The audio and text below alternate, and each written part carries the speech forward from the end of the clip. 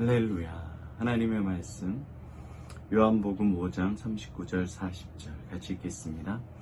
너희가 성경에서 영생을 얻는 줄 생각하고 성경을 연구하거니와 이 성경이 곧 내게 대하여 증언하는 것이니라. 그러나 너희가 영생을 얻기 위하여 내게 오기를 원하지 아니하는도다. 아멘. 이번 주는 성경에 대해서 좀 살펴봅니다. 왜 성경이 기록되었느냐? 인간의 구원에 대한 문제입니다. 죄를 해결할 수 있고 죽음의 문제를 해결할 수 있고 영원한 영생에 대한 해답을 줄 수 있는 방법, 그것이 기록되어 있는 거예요. 구약과 신약을 통해서. 그러면 어떻게 기록이 되었어요? 성경이 어떻게 기록이 되었냐면 예수님을 중심으로 기록이 되었습니다. 혹은 예수님으로 기록되어 있는 게 성경입니다. 그게 무슨 말이냐면 성경의 핵심은 바로 예수 그리스도입니다. 구약은 예수님이 오실 것이다. 신약은 예수님이 오셨다. 거기에 대한 증거가 바로 구약과 신약, 성경책입니다. 그러니까 성경이 어떻게 기록이 되어 있느냐? 모든 성경은 다 예수님에 대한 기록으로 기록되어 있는 거예요. 사람을 위한 기록이 아니라, 사람에 대한 기록이 아니라, 사람의 방법으로 기록된 것이 아니라 하나님을 위해서, 하나님에 의해서 하나님의 영광을 위한 기록이 바로 성경책입니다. 그 중심이 예수 그리스도예요. 왜냐? 구약 성도들이든 신약 성도들이든 구원을 줄 수 있는 유일한 이름은 예수님밖에 없습니다. 그리고 구약에 있는 모든 상황들은 다 누구를 예표하는 거예요? 예수님을 예표하는 거예요. 구약의 천지창조의 빛, 다 예수님 역할들입니다. 그리고 우리가 잘 알고 있는 성막, 누구에 대한 겁니까? 예수님이죠. 제사, 예수님입니다. 이스라엘의 나라, 예수님이 다스릴 나라 통치에 대해서 말씀해주고 있어요. 신약은 다 말할 것도 없고 오직 예수의 이름만이 구원을 받을 수 있다라고 신구약 성경이 다 예수님에 대해서 기록되어 있어요. 구약에 나와 있는 모든 인물들, 아브라함, 다윗, 모세, 이사야, 예레미야, 그런 인물들이 상징하고 있는 바가 다 예수님입니다. 예수님의 모형으로 그들이 역할을 하는 거예요. 다윗이 골리앗을 쓰러뜨릴 때 앞으로 오실 예수님이 모든 사람들에게, 인생의 골리앗에게 승리를 주시는 예수님을 상징하고 있습니다. 모세를 물에서 건져내듯이 인생의 죽음의 나일강에서 살아가고 있는 우리들을 예수님께서 건져내실 것에 대한 예표입니다. 아브라함이 이삭을 바치는 것은 우리의 죄를 위해서 어린 양 예수 그리스도께서 모리아 산에서 죽으실 것을 예표해 주고 있는 거예요. 그러니까 다 구약과 신약은 다 예수님에 대한 예표의 모습입니다. 우리가 생각할 때 굉장한 착각이 뭐냐면 이 성경이 어떻게 쓰여져 있는가? 예수님으로 기록이 되어 있어요. 그런데 우리는 인간의 기록으로 봅니다. 무슨 말이냐면 성경을 볼 때 예수님을 보지 않고 사람을 봐요. 아브라함의 믿음, 모세 리더십, 다윗의 순수했던 믿음,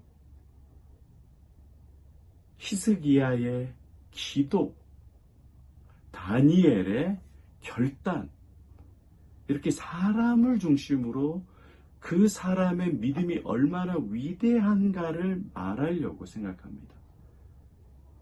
그래서 우리도 다니엘과 같이, 다윗과 같이, 모세와 같이, 아브라함과 같이 그렇게 믿음으로 살아가야 된다.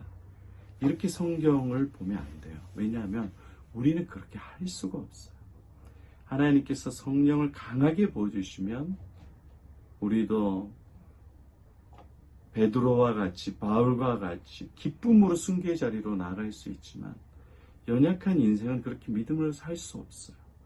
우리는 믿음대로 살 수 없기 때문에 그런 사람들을 보면, 사람 중심으로 성경을 읽으면 좌절합니다. 아브라함의 설교를 들을 때는 아브라함같이 살아야같이 하면서도 삶의 자리에 들어오면 늘 믿음이 없는 우리의 모습. 자식을 하나님께 드리지 못하고 내 소유로 생각하고 인간의 감정으로만 쌓여있는 연약한 우리의 모습이에요.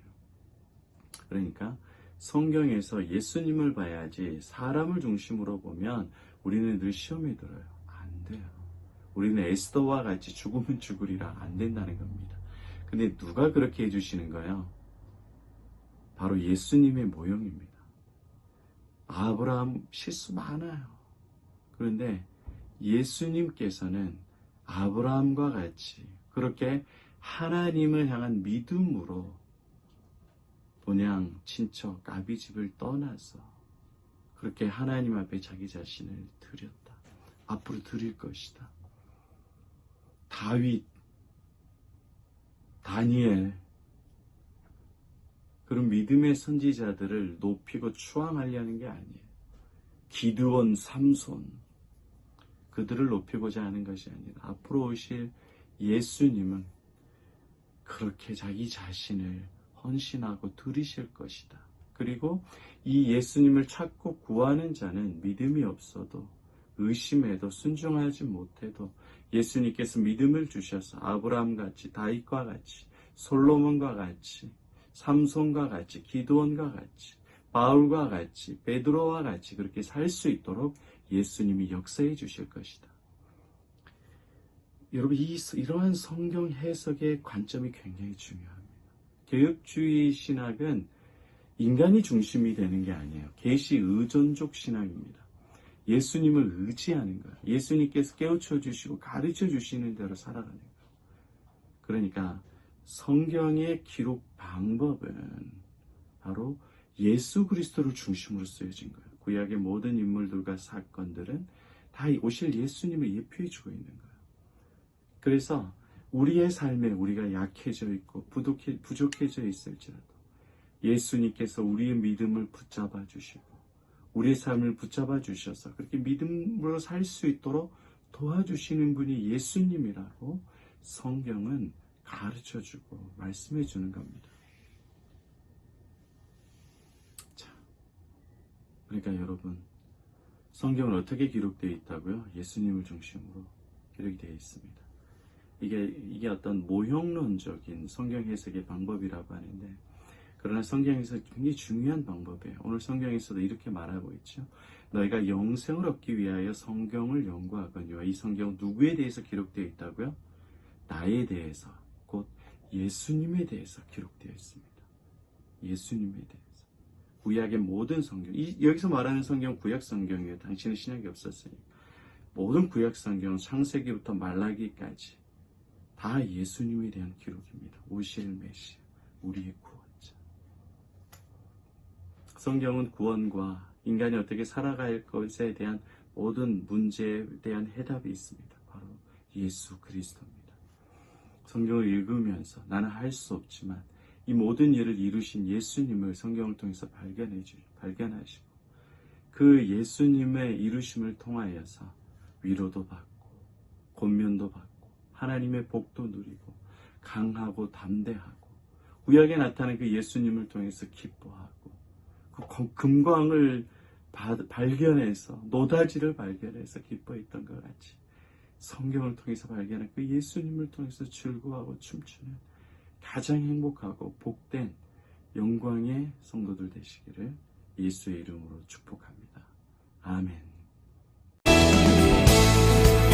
우리 함께 찬양합니다. 영광의 주님, 영광의 주님 찬양하세.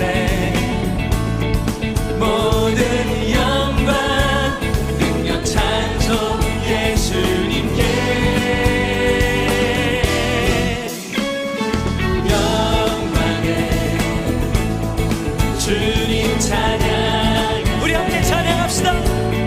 주의 백성 모두 함께 찬양하세.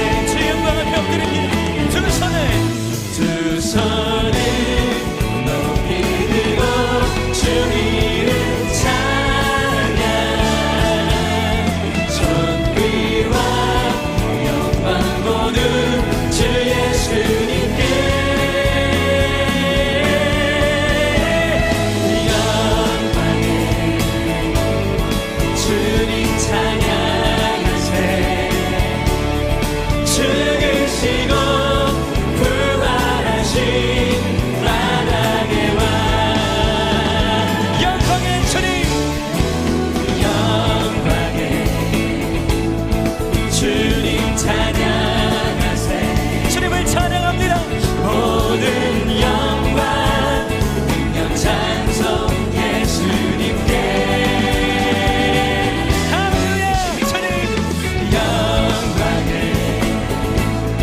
주님 찬양